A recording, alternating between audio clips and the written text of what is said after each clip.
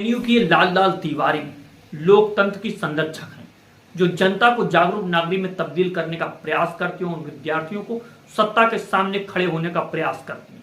सत्ता की आंखों में आंखें डाल करके गलत सवालों पर सवाल पूछने वाला बनाती हैं। लेकिन वर्तमान सत्ता चाहती नहीं कि सत्ता से किसी भी प्रकार के सवाल पूछे जा सकें। उसी को ध्यान में रखते हुए कई बार जेएनयू को बदनाम करने की कोशिश की गई, कभी देशद्रोह के आरोप लगाए गए, उनसे काम नहीं चला। अब भी यूनिवर्सिटी सबसे नंबर 1 पर है, तो अब सोचा गया कि यूनिवर्सिटी को कैसे बर्बाद किया जाए। अब नई विचारधारा से उसको बदनाम करने की कोशिश की जा रही है और वो विचारधारा आर्थिक है। आर्थिक रूप से उसको कमजोर करने का प्रयास किया जा रहा है, उसका फंड उसको दिया नहीं जा रहा है, जिस वजह से अब जेएनयू की संपत्ति को बेचने का प्रयास किया जा रहा है। जेएनयू की संपत्ति को बेचा जाना क्यों जरूरी है, क्यों वहां पर प्राइवेट लोगों को लाना आवश्यक हो गया सरकार के लिए, और यह जो जमीन बेची जाएगी, जो जगह बेची जाएगी, किसको बेची जाएगी। सुनने में आ रहा है अडानी को देने जा रहे हैं, प्राइवेट करने जा रहे हैं।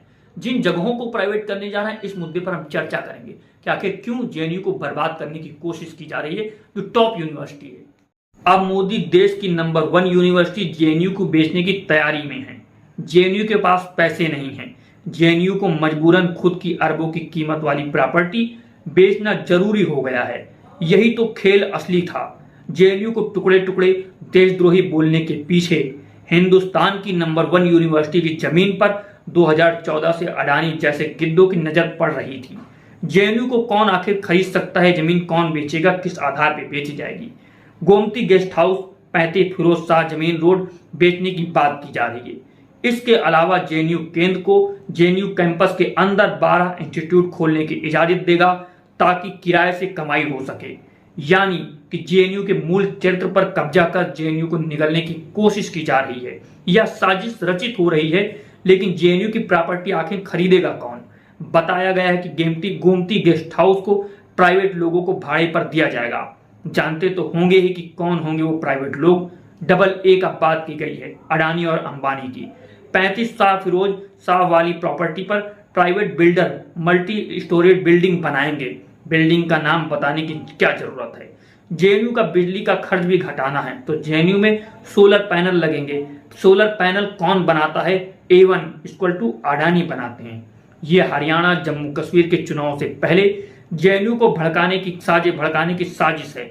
जेएनयू के छात्र मैदान में आते ही माहौल बनेगा और छात्र 1 सेंटीमीटर जमीन बिकने नहीं देंगे। वहीं मोदी और अडानी का बहुत दबाव है, इसलिए कभी वक्फ, कभी धारावी प्रोजेक्ट, कभी रेल, फौज जमीन पर, अब जेएनयू की जमीन पर उनकी गिद्धनुमा नजरें बनी हुई हैं। भारत की सेंट्रल यूनिवर्सिटी के पास अकूत जमीन है। यह यूनिवर्सिटी में पैसा बंद किया जाएगा और जमीन बेची जाएगी।